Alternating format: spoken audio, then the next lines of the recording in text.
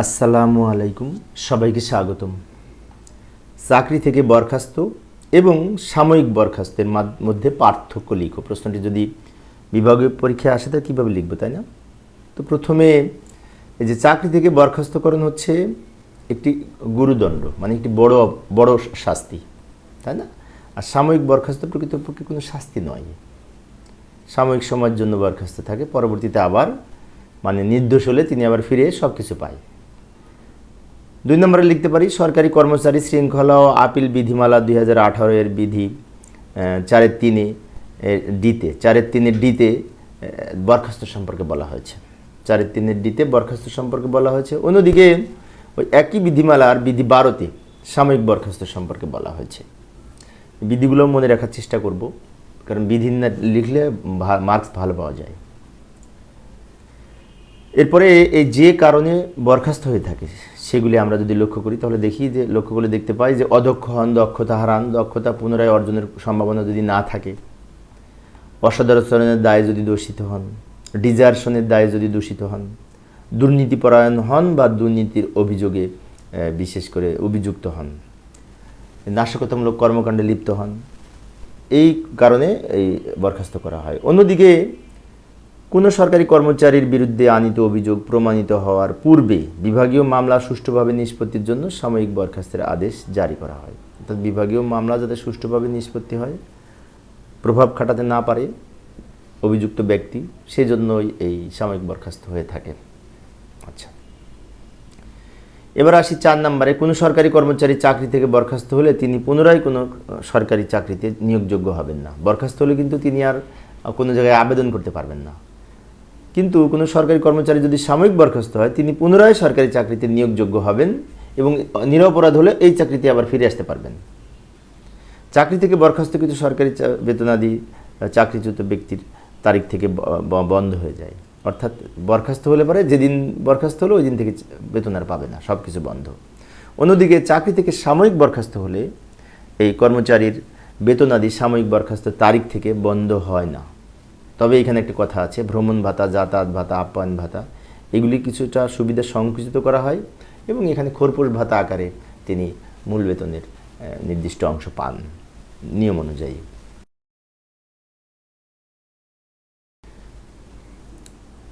পরের প্রশ্ন, বিল ও ভাউচারের মধ্যে পার্থক্য, তাই না? বিল এবং ভাউচার একই মনে হয়, কিন্তু একটু পার্থক্য রয়েছে।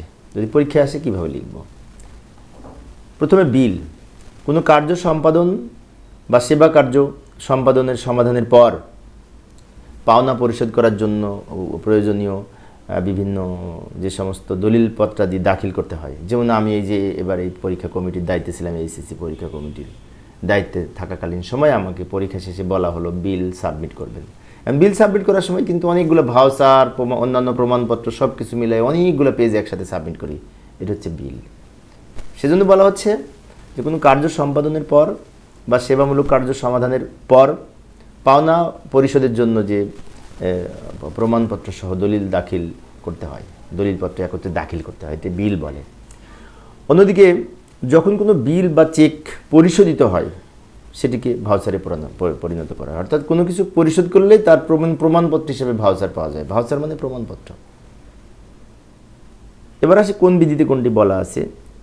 সাবসিডারি রুলসের বিধি 83 থেকে 87-তে এই বিধিতে 83 থেকে 87 পর্যন্ত এই বিল সম্পর্কে বলা হয়েছে। অন্যদিকে একই বিধির 83 থেকে 87 বিধিতে একই ভাউচার সম্পর্কে বলা হয়েছে এবং বিল এবং ভাউচার সম্পর্কে সেম জায়গায় বলা হয়েছে, ঠিক আছে, একই জায়গায় বলা হয়েছে। আচ্ছা, 5 মার্কসের তো আরও লিখতে হবে, কম লিখলে হবে না। বিল প্রক্রিয়াকরণের পর টাকা উত্তোলন করা যায়। অন্যদিকে নগদ টাকা পরিশোধের সময়ই ভাউচার পাওয়া যায়। ভাউচার যে রসিদ পায় সেই রসিদকেই ভাউচার হিসেবে গণ্য করা হয়। সরকারি খাতে কোনো টাকা বিল দাখিল ব্যতীত উত্তোলন করা যায় না। আর বিলের টাকা গ্রহণ বা পরিশোধ করার পরে বিলটি ভাউচারে পরিণত হয়। সেবা গ্রহণের পর বিল দাখিল করতে হয়, আর সেবা গ্রহণের পর ডকুমেন্ট প্রদান যখন করা হয় তখন ভাউচার আকারে পাওয়া যায়। আচ্ছা, তো এইভাবে আমরা লিখতে পারি। পার্থক্য যদি আসে আরও নিজেদের মতো করে লিখতে পারি যদি জানা থাকে আমাদের, তাই না?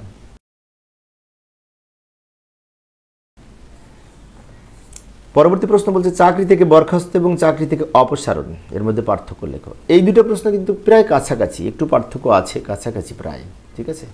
যেমন চাকরি থেকে বরখাস্ত মানে হচ্ছে চাকরিচ্যুত বা চাকরি থেকে অপসারণ, এবং চাকরি থেকে বরখাস্তকরণটা কিন্তু বড় শাস্তি, আবার চাকরি থেকে অপসারণটাও চাকরিচ্যুত, এটাও কিন্তু বড় শাস্তি, অর্থাৎ দুইটা কিন্তু গুরুদণ্ড। ঠিক আছে? আচ্ছা, এখন চাকরি থেকে বরখাস্তকরণ বা ডিসমিসাল ফ্রম সার্ভিস একটি গুরুদণ্ড, কিছুক্ষণ আগে বললাম। আবার এই চাকরি থেকে অপসারণটাও, রিমুভাল ফ্রম সার্ভিস, এটাও কিন্তু গুরুদণ্ড, মানে বড় শাস্তি। এবার আসে কোন বিধিতে বলা আছে, কোনটি? সরকারি কর্মচারী শৃঙ্খলা ও আপিল বিধিমালা 2018 এর বিধি 4(3)D-তে এই চাকরি থেকে বরখাস্তকরণ সম্পর্কে বলা হয়েছে। অন্যদিকে এই একই বিধির 4(3)C-তে এই অপসারণ সম্পর্কে বলা হয়েছে। তাহলে এই 4(3)D-তে হচ্ছে বরখাস্ত, আর 4(3)C-তে হচ্ছে অপসারণ। এখানে একটু পার্থক্য আছে, তাই না? আচ্ছা, আরও পার্থক্য আছে, সেটা হচ্ছে কোনো সরকারি কর্মচারী চাকরি থেকে বরখাস্ত হলে তিনি পুনরায় কোনো সরকারি চাকরিতে নিয়োগযোগ্য হবেন না। এই যে এইটা খুব গুরুত্বপূর্ণ পয়েন্ট। বরখাস্ত হলে তিনি আর অন্য চাকরিতে আবেদন করতে পারবেন না, সরকারি চাকরিতে। অন্যদিকে কোনো সরকারি কর্মচারী যদি অপসারিত হন, পুনরায় চাকরিতে নিয়োগযোগ্য হবেন, মানে তিনি আবার অন্য কোথাও চাকরি করতে পারবেন, আবেদন করতে পারবেন। আচ্ছা, এবার আসি কোনো সরকারি কর্মচারী চাকরি থেকে বরখাস্ত হলে পেনশন পাবেন। এখানে আবার বলেছে চাকরি থেকে যদি বরখাস্ত হন তাহলে যে ওই পেনশনযোগ্য সময়ের জন্য তিনি পেনশন পাবেন। অন্যদিকে এই অপসারিত হলে তিনি আবার পুনরায় ফিরে পান চাকরি বা অন্য কোথাও চাকরি করতে পারেন অপসারণ হলে, কিন্তু এই বরখাস্ত হলে চাকরি পান না, অন্য চাকরি করতে পারবে না। মানে অন্য চাকরি মানে কি, সরকারি চাকরিতে আর যোগ্য হবেন না। পরবর্তী প্রশ্নটি লক্ষ্য করি, সরাসরি নিয়োগ এবং অ্যাডহক নিয়োগের মধ্যে পার্থক্য লিখো, তাই না? আচ্ছা, পরীক্ষায় যদি আসে কীভাবে লিখতে পারি? এইভাবে লিখতে পারি। প্রথমে সংজ্ঞা লিখব। সরাসরি নিয়োগ হলো একটি প্রতিষ্ঠানের শূন্য পদের জন্য সময় মতো ও কার্যকরী খরচে সবচেয়ে যোগ্য প্রার্থী খুঁজে বের করে নির্বাচন করার একটি প্রক্রিয়া। যোগ্য প্রার্থী খুঁজে বের করার মাধ্যমে নির্বাচনের একটি প্রক্রিয়া হচ্ছে শূন্য পদের এগেনস্টে, এটা হচ্ছে এই সরাসরি নিয়োগ। নিয়োগ কমিটির সুপারিশ থাকবে এখানে। অন্যদিকে সরকারি কর্ম কমিশনের আওতাভুক্ত পদে কমিশনের সুপারিশ ব্যতীত সম্পূর্ণ অস্থায়ীভাবে নিয়োগই হচ্ছে অ্যাডহক নিয়োগ। অ্যাডহক নিয়োগটা হচ্ছে অস্থায়ী ভিত্তিতে নিয়োগ, সুপারিশ ব্যতীত, কমিশনের সুপারিশ ব্যতীত। এবার দেখব কোন বিধিতে বলা আছে। বাংলাদেশ সিভিল সার্ভিস নিয়োগ বিধিমালা 1981 এর বিধি 4-এ এই প্রজাতন্ত্রের বিভিন্ন চাকরিতে নিয়োগের প্রক্রিয়ায় লিপিবদ্ধ করা হয়েছে, কিভাবে সরাসরি নিয়োগ করা হবে বলা আছে এই যে 1981 সালের বিধি 4-এ। অন্যদিকে এই অ্যাডহক ভিত্তিক নিযুক্ত কর্মচারী নিয়মিতকরণ বিধিমালা 1994 এর বিধি 2-এর ক-তে এই অ্যাডহক নিয়োগ সম্পর্কে বলা আছে। তাহলে এখানে বিধিও কিন্তু পার্থক্য আছে, তাই না? আচ্ছা, 5 মার্কসের জন্য আরও লিখতে হবে আমাদের, ঠিক আছে? আরও লিখতে পারে এভাবে, সরাসরি নিয়োগ প্রক্রিয়া একটি প্রতিষ্ঠানের শূন্য পদের জন্য নিয়োগ দেওয়া হয়। অন্যদিকে অ্যাডহক নিয়োগ প্রক্রিয়া কোনো কারণে যে কোনো কারণে প্রক্রিয়ার এমন কোনো কারণে নিয়োগ দেওয়া হয় যেটা সাধারণত বিশেষ কাজের জন্য এখানে নিয়োগ দেওয়া হয়। সরাসরি নিয়োগপ্রাপ্ত কর্মচারীরা মূল পদের দায়িত্ব পালন করে, আর অ্যাডহক ভারপ্রাপ্ত হিসেবে কাজ করে, ভারপ্রাপ্ত পদের মতো কাজ করে, তাই না? সরাসরি নিয়োগপ্রাপ্ত কর্মচারীর পদে নির্দিষ্ট সময় পর বিলুপ্ত হয় না, অর্থাৎ সরাসরি নিয়োগ যারা পান তারা কিন্তু বিলুপ্ত হন না পদ। তা অ্যাডহক নিয়োগটা বিলুপ্ত হতে পারে, নির্দিষ্ট সময় পর বিলুপ্ত করা হয়। সরাসরি নিয়োগের বিষয়টি নির্ভর করে প্রধানত পাবলিক সার্ভিস কমিশনের সুপারিশের উপর, কিন্তু অ্যাডহক নিয়োগ পাবলিক সার্ভিস কমিশনের সুপারিশের উপর নির্ভর করে না। এই যে লাস্টের বিষয়টা খুব গুরুত্বপূর্ণ, সরাসরি নিয়োগটা কিন্তু পাবলিক সার্ভিস কমিশনের সুপারিশ লাগে, তাই না? কিন্তু অ্যাডহক নিয়োগের প্রয়োজন হয় না। তবে অ্যাডহক নিয়োগে যারা বিশেষ করে শূন্য পদের এগেনস্টে পায় তারা পরবর্তীতে আবার নিয়মিতকরণের সময় কমিশনের সুপারিশের মাধ্যমে নিয়মিতকরণ হয়, তাই না? তখন তো আর অ্যাডহক পদ থাকবে না। তো এই ছিল আজকের আলোচনা এই বিষয়টি সম্পর্কে।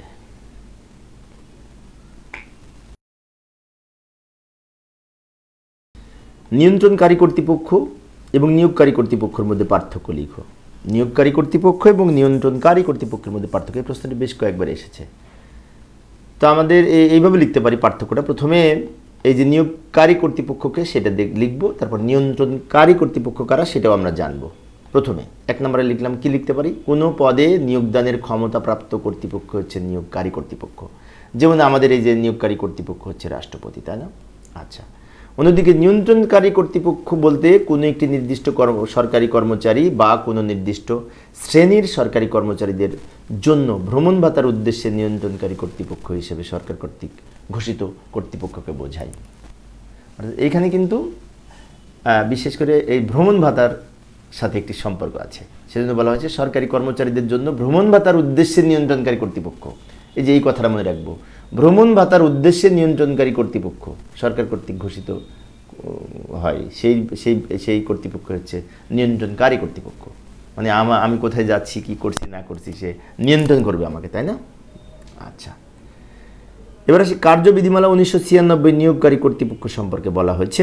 অন্যদিকে বিএসআর পার্ট 1-এর 5-14-তে এবং বিএসআর পার্ট 2-এর বিধি 165 থেকে 167-তে নিয়ন্ত্রণকারী কর্তৃপক্ষ সম্পর্কে বলা হয়েছে, তাই না? তার মানে নিয়ন্ত্রণকারী কর্তৃপক্ষ সম্পর্কে বলা হয়েছে বিএসআর বাংলাদেশ সার্ভিস রুলসে পার্ট 1 এবং পার্ট 2-তে, আর নিয়োগকারী কর্তৃপক্ষ সম্পর্কে বলা হয়েছে কার্যবিধিমালা 1996-তে, তাই না? আচ্ছা, আরও লিখতে পারি, কোনো পদের নিয়োগকারী কর্তৃপক্ষকে তা সংশ্লিষ্ট বিধিতেই উল্লেখ থাকবে। অন্যদিকে নিয়ন্ত্রণকারী কর্তৃপক্ষ সাধারণত অফিস প্রধান হয়ে থাকে। অফিসের প্রধানই তো অফিসের অধীনস্থ যারা আছে, অধস্তন যারা আছে, তাদেরকে সবাইকে নিয়ন্ত্রণ করে, তাই না? আচ্ছা, এবার আসি নিয়োগকারী কর্তৃপক্ষ এর ক্ষমতা। নিয়োগকারী কর্তৃপক্ষের ক্ষমতা হচ্ছে তিনি নিয়োগের ক্ষমতা রাখেন, তিনি এই পদত্যাগ গ্রহণের ক্ষমতা রাখেন, দ্বন্দ্ব প্রদানের ক্ষমতা রাখেন, চাকরি অবসান ঘটানোর ক্ষমতা রাখেন, স্বেচ্ছায় অবসরের আবেদন গ্রহণের ক্ষমতা রাখেন, তাই না? এই ক্ষমতাগুলি কিন্তু নিয়োগকারী কর্তৃপক্ষের আছে। অন্যদিকে নিয়ন্ত্রণকারী কর্তৃপক্ষের ক্ষমতা কি? দাবিকৃত ভ্রমণ ভাতার উদ্দেশ্যে ভ্রমণের প্রয়োজনীয়তা, কারণ, অবস্থান ও মেয়াদকাল যাচাই করা, ভ্রমণ ভাতার বিলে প্রদর্শিত দূরত্ব সহ যাচাই করা এবং ভ্রমণ ভাতার বিলে স্বাক্ষর ও প্রতিস্বাক্ষর করা, পাশাপাশি সরকার কর্তৃক প্রণীত বিধি ও আদেশসমূহ অনুসরণ করে এই পরিচালনা করা। এটা হচ্ছে নিয়ন্ত্রণকারী কর্তৃপক্ষের কাজ, তাই না? আচ্ছা,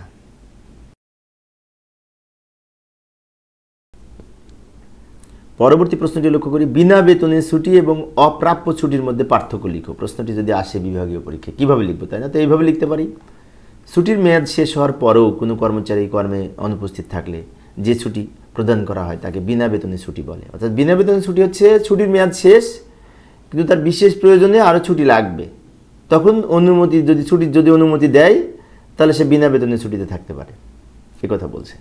অন্যদিকে ছুটি ওই যদি আমরা অপ্রাপ্য ছুটির যদি সংজ্ঞা লিখি তাহলে এইভাবে লিখতে পারি, ছুটি পাওনা না থাকা সত্ত্বেও একজন কর্মচারীকে ভবিষ্যতের সমন্বয়ের স্বার্থে ব্যক্তিগত বিশেষ কারণে মেডিকেল সার্টিফিকেটের ভিত্তিতে বা মেডিকেল সার্টিফিকেট ব্যতীত এই প্রাপ্যতাবিহীন ছুটি প্রদান করা হয়ে থাকে। অর্থাৎ প্রাপ্যতাবিহীন ছুটির সাথে ভবিষ্যতে সমন্বয়ের একটা প্রশ্ন আসে, যে ভবিষ্যতে অর্জিত ছুটি থেকে সমন্বয় হবে, তাই না? কিন্তু বিনা বেতনের ছুটিটা সাধারণত বেতন পাবে না, তবে প্রাপ্যতাবিহীন ছুটিতে কিন্তু আবার বেতন পাবে, অর্ধগড় বেতনে বেতন পাবে। আচ্ছা, এবার দেখব কোনটা কি বলা আছে। বিএসআর পার্ট 1-এর বিধি 303-এ বিনা বেতনের ছুটি সম্পর্কে বলা হয়েছে, 303-এ। আর ওই নির্ধারিত ছুটি বিধিমালা 1959-এর বিধি 5-1-এ অপ্রাপ্য ছুটি সম্পর্কে বলা আছে। দুইটার বিধি কিন্তু আলাদা, তাই না? বিএসআর পার্ট 1-এ বলা আছে এই বিনা বেতনের ছুটি সম্পর্কে, আর এই নির্ধারিত ছুটি বিধিমালা 1959-এ এই বিধি 5-এ অপ্রাপ্য ছুটি সম্পর্কে বলা হয়েছে। আচ্ছা, এখানে 5 মার্কসের জন্য আমরা আরও লিখতে পারি, বিনা বেতনের ছুটি ছুটি নয়, প্রকৃতপক্ষে অগ্রিম ছুটি না। এটা ছুটি কিন্তু অগ্রিম ছুটি না, বাট অপ্রাপ্য ছুটি হচ্ছে অগ্রিম ছুটি। আগে আমি নিয়ে রাখছি, পরবর্তীতে ওটা সমন্বয় করবো, তাহলে এটা অ্যাডভান্স ছুটি হলো না? হ্যাঁ, অ্যাডভান্স ছুটি, কিন্তু ওইটা অগ্রিম ছুটি না। তো ব্যাখ্যা মূলত বেসিক জিনিসটা বুঝলে না আমরা ব্যাখ্যা লিখতে পারি, পার্থক্যের ব্যাখ্যা। স্থায়ী এবং অস্থায়ী উভয় ক্ষেত্রেই বিনা বেতনের ছুটি প্রযোজ্য, কিন্তু অস্থায়ী কর্মচারীদের ক্ষেত্রে এই অপ্রাপ্য ছুটি প্রযোজ্য না। বিনা বেতনের ছুটি সে যদি বেতন নেবে না, সেজন্য স্থায়ী অস্থায়ী সবাই আবেদন করতে পারে বিনা বেতনের ছুটির জন্য, কিন্তু অস্থায়ী কর্মচারীরা অপ্রাপ্য ছুটি পায় না, তাদের জন্য প্রযোজ্য না অপ্রাপ্য ছুটি। আচ্ছা, অপ্রাপ্য ছুটির আর একটা নাম হচ্ছে প্রাপ্যতাবিহীন ছুটি, বিষয়টি মনে রাখবো। বিনা বেতনের ছুটি মেডিকেল সার্টিফিকেটের ভিত্তিতে সর্বোচ্চ 6 মাস এবং এককালীন সর্বোচ্চ 3 মাস পর্যন্ত হয়ে থাকে। অন্যদিকে মেডিকেল সার্টিফিকেট ব্যতীত অপ্রাপ্য ছুটি 12 মাস আর মেডিকেল সার্টিফিকেটের ভিত্তিতে 3 মাস। এই যে ভালো করে লক্ষ্য করি, বিনা বেতনের ছুটির সর্বোচ্চ 6 মাস, কিন্তু একটানা 3 মাসে থাকতে পারবে। আর অপ্রাপ্য ছুটির ক্ষেত্রে মেডিকেল সার্টিফিকেট যদি থাকে সর্বোচ্চ 12 মাস, আর মেডিকেল সার্টিফিকেট যদি না থাকে তাহলে 3 মাস। আচ্ছা, এই মেয়াদগুলো মনে রাখতে হবে। বিনা বেতনের ছুটিকালীন সময় বেতন পায় না। প্রাপ্যতাবিহীন ছুটির সময় বা অপ্রাপ্য ছুটির সময় অর্ধগড় বেতন পায়, মানে কি অর্ধেক হারে বেতন পাবে। বিনা বেতনের ছুটি কর্মচারীদের পেনশন ও পদোন্নতির জন্য গণনাযোগ্য নয়, কিন্তু এই অপ্রাপ্য ছুটি পেনশন এবং পদোন্নতির ক্ষেত্রে গণনাযোগ্য, গণনায় আসে। তো এইভাবে লিখতে পারি, তাই না? পার্থক্য জানা থাকলে না ওই একটা সিঙ্গেল আসলেও পারা যায়। যেমন এখানে যদি বিনা বেতনের ছুটি সম্পর্কে এখন আলাদা প্রশ্ন আসে তাহলে কিন্তু পারবো। সেজন্য একটা পার্থক্য পড়লে 2টা প্রশ্ন মুখস্থ হয়। সেজন্য পার্থক্য আমার পড়তে খুব ভালোই লাগে। আমার পার্থক্য পড়লে 2টার সাথে কম্পেয়ারও করা যায়।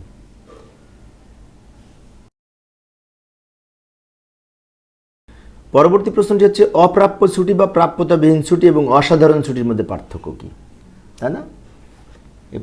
এই পূর্বের আলোচনা করেছিলাম যে বিনা বেতনের ছুটি আর অপ্রাপ্য ছুটি দুটোর মধ্যে পার্থক্য কি। হচ্ছে অপ্রাপ্য ছুটি আর অসাধারণ ছুটি, এই দুটোর মধ্যে পার্থক্য, একটু পার্থক্য আছে, সেই পার্থক্যটা আলোচনা করব। তো প্রথমে আসি সংজ্ঞাগত পার্থক্য।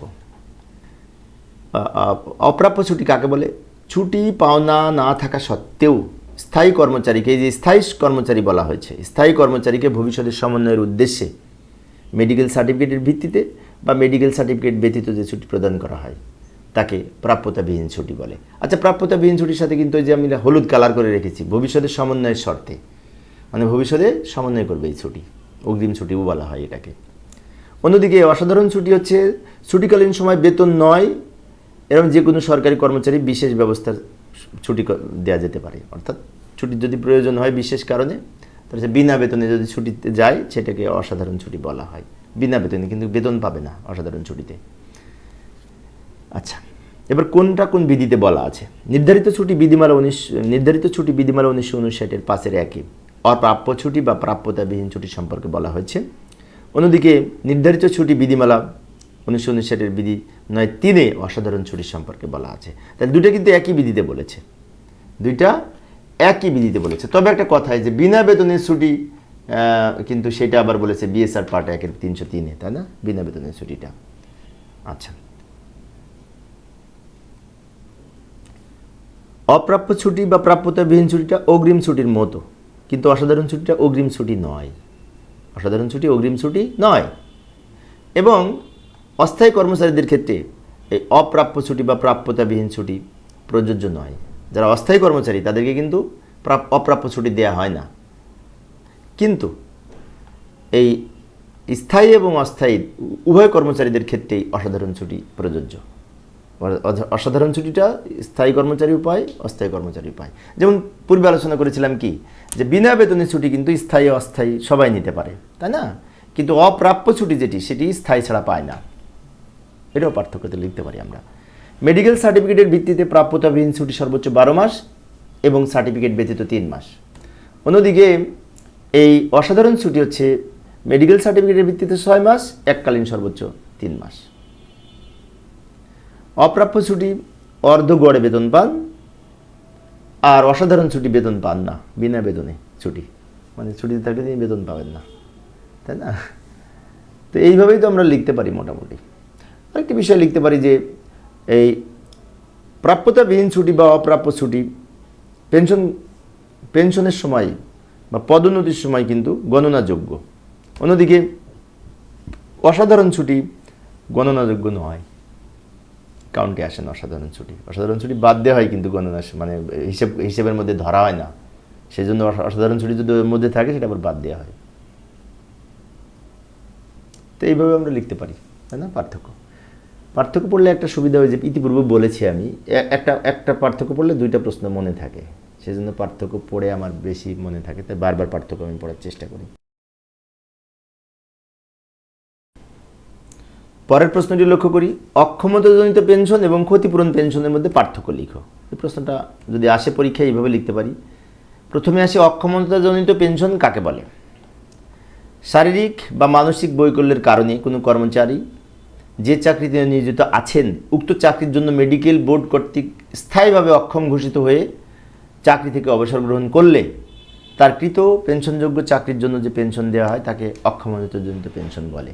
অর্থাৎ চাকরিতে অক্ষম নয়, তখন তিনি অবসরে যান, তো সেই ক্ষেত্রে অবসরে যাওয়ার সময় পেনশনযোগ্য চাকরির অংশটুকুর জন্য পেনশন পাবেন, একে বলে অক্ষমতাজনিত পেনশন। চাকরি করতে অক্ষম, এখন অবসরে যাবেন, তাই পেনশন পাবেন, তাই না? আচ্ছা। অন্যদিকে কোনো স্থায়ী পদ বিলুপ্তির কারণে কর্মচারী ছাঁটাই হলে, যে ছাঁটাই হওয়াটা খুব গুরুত্বপূর্ণ, এটা মনে রাখার জন্য, কোনো কর্মচারী কোনো কারণে যদি ছাঁটাই হয় এবং ছাঁটাইয়ের পর যদি কর্তৃপক্ষ কমপক্ষে মর্যাদা সম্পন্ন বা নিম্ন কোনো পদের গ্রেডেও যদি চাকরি তাকে দিতে না পারে, আত্মীয়করণ করা না হলে, তখন তাকে যদি তাকে অবসরে পাঠানো হন, সেই ক্ষেত্রে এই অবসরে পাঠানো বলতে কি, তাকে যদি চাকরি যথাযথভাবে মূল্যায়ন করতে না পারা যায়, তাকে যদি চাকরি নিতে না পারা যায়, সেই ক্ষেত্রে তার পেনশনযোগ্য চাকরির জন্য যে পেনশন পায় তাকে ক্ষতিপূরণ পেনশন বলে।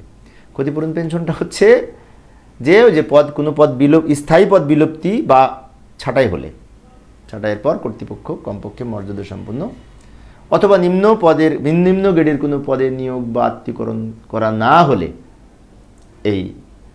তাকে বিশেষ করে, বা আত্মীয়করণের প্রস্তাব দেওয়া হলেও তিনি যদি যথাযোগ্য প্রস্তাব গ্রহণ না করলে তার কৃত চাকরির জন্য পেনশনযোগ্য চাকরির জন্য পেনশন দেওয়া হয়। এখানে একটু মনে রাখবো, এই যে ছাঁটাই বা বিলুপ্তি, এই কথাটা মনে রাখবো, পদ বিলুপ্তি বা পদ থেকে ছাঁটাই হলে। আচ্ছা, এবার আসি অক্ষমতাজনিত পেনশন এর বিধিবিধান বিএসআর পার্ট 1-এর এই 321 থেকে 336 পর্যন্ত বলা আছে অক্ষমতাজনিত পেনশন সম্পর্কে। অন্যদিকে ক্ষতিপূরণ সম্পর্কে একই বিধিতে বিএসআর পার্ট 1-এর বিধি 308 থেকে 20-এর মধ্যে বলা আছে। বিধিগুলো একটু মনে রাখার চেষ্টা করব। অন্যদিকে এই সরকারি চাকরি আইন 2018 বিধি 14-তেও কিন্তু এই বলা আছে এই ক্ষতিপূরণ পেনশন সম্পর্কে। এরপরে লিখতে পারি, মেডিকেল বোর্ড কর্তৃক স্থায়ীভাবে অক্ষম ঘোষিত হলে প্রজাতন্ত্রের চাকরি থেকে অবসর গ্রহণ করলে অক্ষমতাজনিত পেনশন দেওয়া হয়। অন্যদিকে কোনো পদ বিলুপ্তি হলে বা ছাঁটাই হলে এই পেনশন দেওয়া হয়। কিছুক্ষণ আগে যেটা লিখলাম, অক্ষমতাজনিত পেনশন পেতে হলে অবশ্যই মেডিকেল বোর্ড কর্তৃক সার্টিফিকেট প্রদর্শন করতে হবে। ক্ষতিপূরণ পেনশন প্রদানের সময় মেডিকেল বোর্ড কর্তৃক সার্টিফিকেট প্রদর্শন করতে হবে না। এখানে এইভাবে আমরা লিখতে পারি, আরও আমাদের জানা থাকলে লিখতে পারি।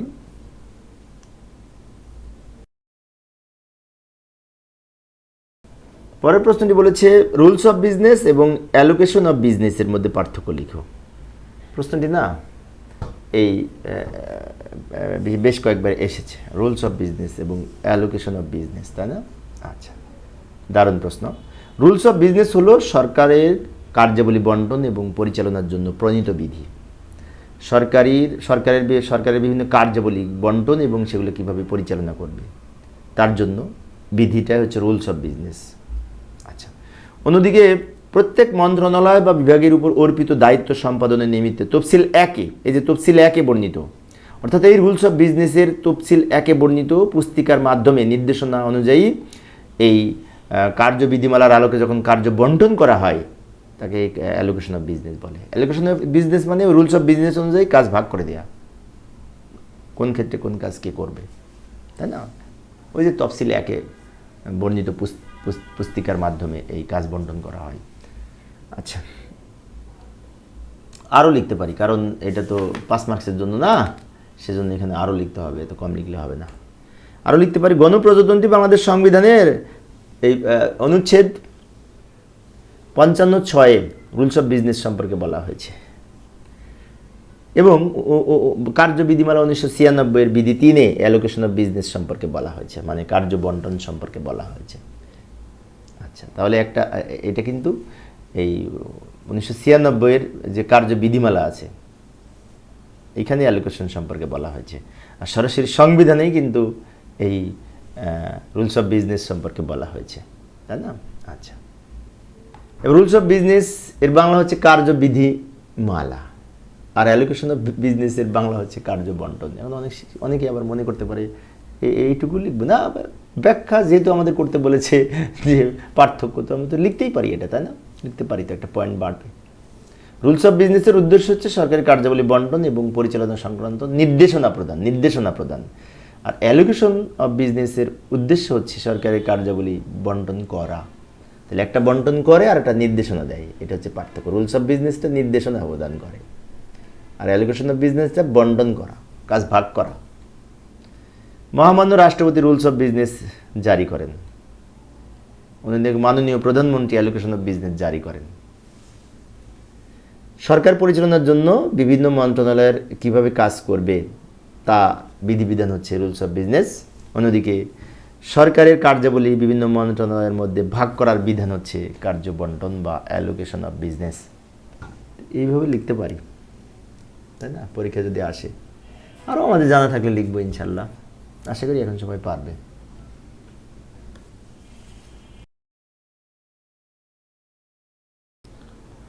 পরবর্তী প্রশ্নটা হচ্ছে মন্ত্রণালয় এবং বিভাগের মধ্যে পার্থক্য, তাই না? আচ্ছা, তো মন্ত্রণালয় এবং বিভাগের মধ্যে পার্থক্য যদি পরীক্ষা আসে এইভাবে লিখতে পারি। প্রথমে সংজ্ঞা লিখব।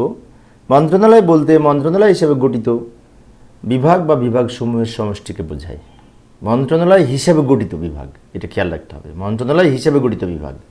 অন্যদিকে বিভাগ বলতে স্বতন্ত্র বা নির্দিষ্ট কোনো কার্য সম্পাদনের জন্য, পরিচালনার জন্য দায়ী স্বয়ংসম্পূর্ণ প্রশাসনিক ইউনিট। অর্থাৎ বিভাগ হচ্ছে সরকারি কার্য পরিচালনার জন্য দায়ী স্বয়ংসম্পূর্ণ প্রশাসনিক একককে বোঝায়। একক, প্রশাসনিক একক, এটি প্রশাসনিক একক কিন্তু বিভাগ। এই যে সচিবালয় নির্দেশমালা 2024-এর 2-এর ক-তে, 2-এর ক-এর 28-এ মন্ত্রণালয় সম্পর্কে বলা হয়েছে। অন্যদিকে একই বিধির 25-এ, এই যে 2-এর ক-এর 25-এ বিভাগ সম্পর্কে বলা হয়েছে। তাহলে ওটা হচ্ছে 28-এ মন্ত্রণালয় সম্পর্কে বলা হয়েছে, 2-এর ক 28 আর 2-এর ক 25-এ বিভাগ সম্পর্কে বলা হয়েছে। আরও লিখতে পারি, মন্ত্রণালয়ের নির্বাহী প্রধান হচ্ছে মন্ত্রী মহোদয় এবং প্রশাসনিক প্রধান হচ্ছে সচিব মহোদয়। অন্যদিকে বিভাগের প্রশাসনিক প্রধান একজন যুগ্ম সচিব বা অতিরিক্ত সচিব হতে পারে। ঠিক আছে? বিভাগসমূহের সমষ্টি হলো মন্ত্রণালয়ের, মানে কি মন্ত্রণালয়ের মধ্যে বিভাগ থাকে। অন্যদিকে বিভাগ হলো মন্ত্রণালয়ের অধীনে একটি ক্ষুদ্র ইউনিট। তাহলে মন্ত্রণালয়ের অধীনে বিভাগ হচ্ছে একটি ক্ষুদ্র ইউনিট, আর মন্ত্রণালয় হচ্ছে বিভাগসমূহের সমষ্টি। মন্ত্রণালয়ের অধীনে থাকে একাধিক বিভাগ, আর বিভাগের অধীনে থাকে একাধিক শাখা বা এবং অধিশাখা, এগুলি থাকে। তো এইভাবে আমরা পার্থক্য লিখতে পারি যদি আসে পরীক্ষায়। আরও আমরা নিজেদের মতো করে যদি আমরা বিশেষ করে কিছু অন্যান্য বই পড়ে যদি পাই সেগুলোও লিখতে পারি। আমি এখানে সংক্ষেপে উপস্থাপন করেছি অবশ্য। পরবর্তী প্রশ্নটি লক্ষ্য করি, উইং ও শাখায়ের মধ্যে পার্থক্য লিখো, তাই না? এই প্রশ্নটি, উইং বলতে স্বতন্ত্র প্রকৃতির নির্দিষ্ট দায়িত্ব পালনের জন্য গঠিত কোনো মন্ত্রণালয় বা বিভাগের স্বয়ংসম্পূর্ণ অনুবিভাগকে বোঝায়। তাহলে বিভাগের অধীনে অনুবিভাগ, বিভাগের স্বয়ংসম্পূর্ণ কোনো অনুবিভাগকে বোঝায়। ঠিক আছে? আর শাখা বলতে এই বিভাগের মূল কার্য সম্পাদনকারী ইউনিটকে বোঝায়। এখানে অনুবিভাগটা কিন্তু বড়, আর শাখাটা মূলত ছোট। শাখাটা হচ্ছে মূল কার্য সম্পাদনকারী ইউনিট। সচিবালয় নির্দেশমালা, এই যে 2024-এর নির্দেশনা 2-এর ক 3-এ উইং সম্পর্কে বলা হয়েছে, আর একই বিধির 31-এ, এই যে 2-এর ক-এর 31-এ শাখা সম্পর্কে বলা হয়েছে। সবই বলা হয়েছে 2-এর ক-তে, কিন্তু 2-এর ক-এর 28-এ বলা হয়েছে মন্ত্রণালয়, 2-এর ক-এর 25-এ বলা হয়েছে বিভাগ, তাই না? আবার 2-এর ক-এর 3-এ বলা হয়েছে উইং বা অনুবিভাগ, আবার 2-এর ক-এর 31-এ বলা হয়েছে এই শাখা 31-এ। এগুলো মনে রাখবো, মানে বিধিগুলো মনে না রাখলে ফুল মার্কস পাওয়া কঠিন হয়। এরপরে উইং শব্দের অর্থ হচ্ছে অনুবিভাগ, আর সেকশনের বাংলা হচ্ছে শাখা, তাই না? আচ্ছা, এবং উইং হচ্ছে স্বয়ংসম্পূর্ণ, শাখা হচ্ছে স্বয়ংসম্পূর্ণ নয়, কারণ শাখা একজনের অধীনে কাজ করবে, আর উইংটা কিন্তু আলাদা স্বয়ংসম্পূর্ণ ইউনিট, নিজের স্বাধীন মতো কাজ করবে। উইংয়ের প্রধান যুগ্ম সচিব বা অতিরিক্ত সচিব, শাখার প্রধান হয়ে থাকে সিনিয়র সহকারী সচিব বা সিনিয়র সহকারী সচিব অথবা সমমর্যাদার কোনো কর্মকর্তা। এইভাবে আমরা ব্যাখ্যা লিখতে পারি। আরও থাকলে আমরা যদি আমাদের জানা থাকে তাহলে লিখে পার্থক্য এভাবে উপস্থাপন করতে পারি। অনেকে পার্থক্য অবশ্য ছক আকারে দেখায়, আমি ছক আকারে না দেখাই, অবশ্যই আলাদা আলাদা দেখাচ্ছি উপর নিচ করে বর্ণনা আকারে। পরের প্রশ্নটি লক্ষ্য করি। পরের প্রশ্নটি গুরুত্বপূর্ণ প্রশ্ন কিন্তু, এবং প্রশ্নটি তুলনামূলক সহজও, মনে রাখা সহজ। এই প্রশ্নটি আমার খুব পছন্দের একটি প্রশ্ন, যে ক শ্রেণীর রেকর্ড এবং খ শ্রেণীর রেকর্ডের মধ্যে পার্থক্য লিখো এই প্রশ্নটি। তো এইভাবে লিখতে পারি, ক শ্রেণীর রেকর্ড হচ্ছে স্থায়ী রেকর্ড আর খ শ্রেণীর রেকর্ড হচ্ছে অস্থায়ী রেকর্ড। অত্যাবশ্যকীয় নথিগুলো ক শ্রেণীর অন্তর্ভুক্ত। অন্যদিকে যেমন ক শ্রেণীর নথির মধ্যে অন্তর্ভুক্ত হচ্ছে বিধি, আইন, নীতি, প্রবিধান সংক্রান্ত বিষয়ের উপর আলোচনা সংক্রান্ত যেমন নথি থাকে, আদেশ সম্বলিত নথিসমূহ, আলোচনা ও আদেশ সম্মত এবং বরাত সূত্র নির্দেশের ব্যাপারে সুদীর্ঘকালের জন্য প্রয়োজন এমন গুরুত্বপূর্ণ আদেশের দৃষ্টান্ত সম্পন্ন যে সমস্ত নথিসমূহ রয়েছে, বা গুরুত্বপূর্ণ ব্যক্তিবর্গ সম্পর্কিত নথিসমূহ, রাষ্ট্রীয় দলিলসমূহ এবং এই বিদেশের সাথে চুক্তিসমূহ এই নথিপত্রের অন্তর্ভুক্ত। তাহলে এই নথিপত্রের অন্তর্ভুক্ত কিন্তু সব গুরুত্বপূর্ণ, ভালো করে লক্ষ্য করি। আইন, বিধি, প্রবিধান সংক্রান্ত আলোচনা এবং বিভিন্ন আদেশ সংক্রান্ত। আবার তারপরে বরাত সূত্র নির্দেশের ব্যাপারে দীর্ঘকালের জন্য প্রয়োজন এরকম নথিপত্র, এবং গুরুত্বপূর্ণ ব্যক্তিবর্গের নথিপত্র, রাষ্ট্রীয় গুরুত্বপূর্ণ দলিল এবং বিদেশের সাথে চুক্তি, এগুলি কিন্তু স্থায়ী রেকর্ডের মধ্যে পড়ে, ক শ্রেণীর রেকর্ডের মধ্যে। অন্যদিকে খ শ্রেণীর রেকর্ডের মধ্যে রয়েছে সরকারি কর্মচারীদের সার্ভিস রেকর্ড, উন্নয়ন প্রকল্প সংক্রান্ত তথ্য, নথি, বাজেট সংক্রান্ত নথি ইত্যাদি। আচ্ছা, এরপরে আমরা আরও লিখতে পারি, 5 মার্কসের জন্য না, একটু বেশি লিখতে হবে। ক শ্রেণীর নথিগুলো স্থায়ীভাবে সংরক্ষণ করতে হয়। অন্যদিকে এই খ শ্রেণীর নথিসমূহ 10 বছরের বেশি সময়ের জন্য নথি সংরক্ষণ করতে হয়, 10 বছর বা তার বেশি সময়ের জন্য সংরক্ষণ করতে হয়। ক শ্রেণীর রেকর্ডসমূহের স্থান অন্য কিছু দিয়ে পূরণযোগ্য নয়। খ শ্রেণীর রেকর্ডসমূহ তার স্থান অন্য কিছু দিয়ে বা ডুপ্লিকেট দিয়ে পূরণ করা যায় আর কি। ক শ্রেণীর নথিসমূহ অতিশয় যত্নের সাথে সংরক্ষণ করতে হয়। খ শ্রেণীর নথিগুলো অতিশয় যত্নের সাথে সংরক্ষণ করতে হয় না। সহজ সহজ আলোচনা, তাই না? ক শ্রেণীর নথিগুলো খুবই গুরুত্বপূর্ণ, খ শ্রেণীর নথিগুলো অতটা গুরুত্বপূর্ণ নয়। এগুলো বানায় নিজের মতো করে লেখা যায়। তো এইভাবে লিখতে পারি পার্থক্য।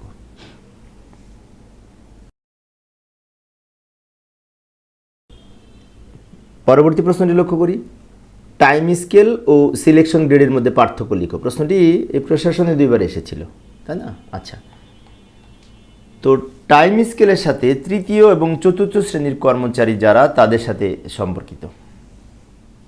তো লক্ষ্য করি, টাইম স্কেলের সংজ্ঞাটা আমরা এইভাবে লিখতে পারি, কোনো তৃতীয় এবং চতুর্থ শ্রেণীর কর্মচারী 15 বছরে কোনো কারণে 15 বছরেও যদি কোনো কারণে পদোন্নতি না হয়, সেক্ষেত্রে 8 বছর পরে একটি, 12 বছর পরে একটি এবং 15 বছর পর আরও একটি, মোট 3টি টাইম স্কেল পেতেন মানে কি, এখন আর পায় না, এটা আগে ছিল, কিন্তু পরীক্ষায় যদি আসে তাহলে এইভাবে আমরা লিখব। অন্যদিকে প্রথম ও দ্বিতীয় শ্রেণীর পদে 4 বছরের সন্তোষজনক চাকরিতে পরবর্তী উচ্চতর স্কেল প্রাপ্তিতে সিলেকশন গ্রেড বলা হয়।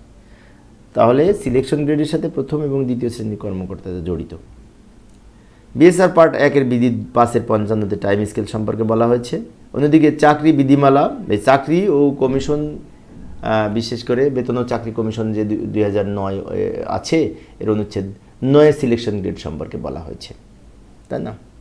বেতন ও চাকরি কমিশন 2009। আচ্ছা, এবার আসি, টাইম স্কেল পাওয়ার পর সংশ্লিষ্ট চাকরিজীবীর বেতন এক ধাপ উপরে উন্নীত হয়। সিলেকশন গ্রেড সম্পর্কে যে সমস্ত শর্তসমূহ রয়েছে সেগুলি হচ্ছে, চাকরিতে স্থায়ী হতে হবে, চাকরির মেয়াদ 4 বছর পূর্ণ হতে হবে, তারপর চাকরির রেকর্ড সন্তোষজনক হতে হবে। এগুলি হচ্ছে সিলেকশন গ্রেড সম্পর্কিত এই শর্ত। আচ্ছা, তবে একটি কথা, অনেকটা দুঃসংবাদই বলা যায়, তাই না? জাতীয় বেতন স্কেল 2015-তে টাইম স্কেল বিলোপ সাধন করা হয়েছে এবং জাতীয় বেতন স্কেল 15-তে সিলেকশন গ্রেডও বিলোপ সাধন করা হয়েছে। এর আগে কিন্তু আমরা পেয়েছিলাম 2015 জাতীয় পে স্কেল জারি হওয়ার আগে। আবার যদি ফিরে আসে তাহলে আলহামদুলিল্লাহ, দোয়া করি যেন আসে।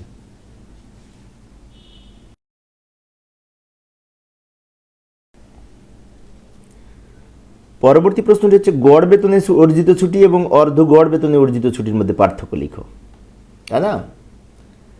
তো এই প্রশ্নটি যদি পরীক্ষায় আসে, সহজ কিন্তু এই প্রশ্নটা অনেক। গড় বেতনে অর্জিত ছুটি এবং অর্ধ গড় বেতনে অর্জিত ছুটি দুইটাই কিন্তু অর্জিত ছুটির অংশ, কারণ অর্জিত ছুটি দুই প্রকার, গড় বেতনে আর অর্ধ গড় বেতনে, তাই না?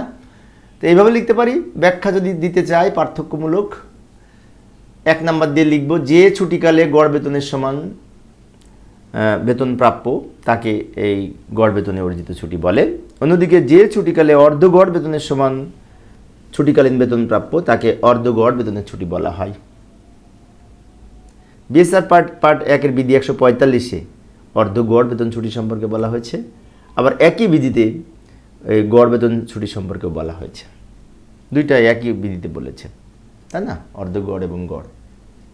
তার কারণ কি? কারণ অর্জিত ছুটির বিধিটাই হচ্ছে বিএসআর পার্ট 1 বিধি 145, আর অর্জিত ছুটি দুই প্রকার, সেজন্য দুইটার বিধি এক। আরও লিখতে পারি, 5 মার্কসের জন্য না, আর একটু লিখতে হবে। একজন সরকারি কর্মচারী কর্মকালে প্রতি 11 দিনের জন্য একদিন গড় বেতনে ছুটি পান, 11 দিনে একদিন। অন্যদিকে একজন কর্মচারী কর্মকালে 12 দিনের জন্য একদিন অর্ধ গড় বেতনে ছুটি পান। তার মানে কি? গড় বেতনে ছুটির অর্জনের হার হচ্ছে এই যে 11/1, অর্থাৎ 1/11, অর্থাৎ 11 দিনে একদিন। আর অর্ধ গড় বেতন হচ্ছে 12/11, মানে কি 12 দিনে একদিন। তো এইভাবে আমরা উপস্থাপন করতে পারি। এছাড়াও আমরা বিশেষ করে আরও তথ্য থাকলে আমরা নিজেদের মধ্যে করে লিখতে পারি পরীক্ষা যদি আসে।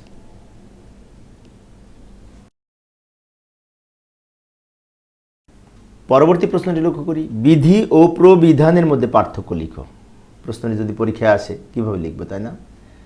তো এইভাবে লিখতে পারি যে বিধি অর্থ কোনো আইনের অধীনে বা আইনের দ্বারা প্রদত্ত ক্ষমতা বলে প্রণীত বিধি, অর্থাৎ বিধি মূলত আইনের অধীনে বা আইনের দ্বারা ক্ষমতাপ্রাপ্ত বলে এই বিধিটা আইনের অধীনে তৈরি করা হয়। অন্যদিকে প্রবিধান হচ্ছে সাংবিধানিক দলিল আদির অধীনে ক্ষমতাপ্রাপ্ত যে কোনো ব্যক্তি বা কর্তৃপক্ষ কর্তৃক প্রণীত বিধানকেই প্রবিধান বলে। অর্থাৎ প্রবিধান হচ্ছে সাংবিধানিক দলিলের অধীনে ক্ষমতাপ্রাপ্ত কোনো ব্যক্তি এটি জারি করবে, ঠিক আছে? তার প্রবিধান হচ্ছে দলিলের অধীনে ক্ষমতাপ্রাপ্ত ব্যক্তি কর্তৃক প্রণীত বিধান, আর ওটা হচ্ছে আইনের অধীনে প্রদত্ত বিধান, আইনের সাথে কিন্তু সম্পর্কিত বিধিটা। আর প্রবিধানটা হচ্ছে সাংবিধানিক দলিলের সাথে সম্পর্কিত, সাংবিধানিক দলিল অনুযায়ী ক্ষমতাপ্রাপ্ত হয়ে কোনো ব্যক্তি প্রবিধান জারি করতে পারে। এই সূক্ষ্ম পার্থক্য কিন্তু খেয়াল রাখবো। সরকারের ব্যবস্থাপনার উদ্দেশ্যে প্রণীত বিধানই হচ্ছে বিধি। বিধি কিন্তু সরকারের বিভিন্ন ব্যবস্থাপনার জন্য তৈরি করা হয়, যেমন কার্য পরিচালনা বিধি 1996, এটা কিন্তু বিধি। অন্যদিকে কোনো প্রতিষ্ঠানের ব্যবস্থাপনার উদ্দেশ্যে এই বিধিত প্রবিধান জারি করা হয়, কোনো প্রতিষ্ঠান ব্যবস্থাপনার উদ্দেশ্যে, তাই না? যেমন এই যে কর্ম কমিশন পরামর্শকরণ প্রবিধান, তার প্রবিধানটা একটা নির্দিষ্ট ব্যবস্থাপনার জন্য, একটি নির্দিষ্ট ব্যবস্থাপনার জন্য, আর ওটা হচ্ছে সরকারের উদ্দেশ্যে সামগ্রিক একটি কার্যক্রমের জন্য বিধান, সেটা হচ্ছে বিধি। আর প্রবিধান হচ্ছে প্রতিষ্ঠানের উদ্দেশ্যে, কোনো প্রতিষ্ঠানের উদ্দেশ্যে। খেয়াল রাখতে হবে কিন্তু সূক্ষ্ম পার্থক্য। বিধি প্রণয়নে কোন কর্তৃপক্ষ ক্ষমতাবান তা সংশ্লিষ্ট বিধিতেই বলা আছে। অন্যদিকে প্রবিধান প্রণয়নের জন্য সংশ্লিষ্ট আইন বা বিধিতে বলা আছে, তাই না? আচ্ছা, এই উদাহরণ বলতে পারি যে সরকারি কর্মচারী শৃঙ্খলা ও আপিল বিধিমালা 2018, এটা কিন্তু বিধি। অন্যদিকে বাংলাদেশ সরকারি কর্ম কমিশন পরামর্শকরণ প্রবিধানমালা 1979, এটা হচ্ছে প্রবিধান। এইভাবে আমরা উপস্থাপন করতে পারি। আবার দিতে পারি যে পাবলিক প্রকিউরমেন্ট অ্যাক্ট বা বিধিমালা 2008, পাবলিক প্রকিউরমেন্ট, এটাও কিন্তু এই বিধিমালার মধ্যে পড়ে। তো প্রিয় সুধীবৃন্দ, এই ছিল আজকের আলোচনা। বিশেষ করে আমি চেষ্টা করেছি অনেকগুলি পার্থক্য একসাথে আলোচনা করার, আশা করি অনেকের উপকারে আসবে। তো পরিশেষে সবাই ভালো থাকবে এবং সুস্থ থাকবে, এই কামনায় খোদা হাফেজ।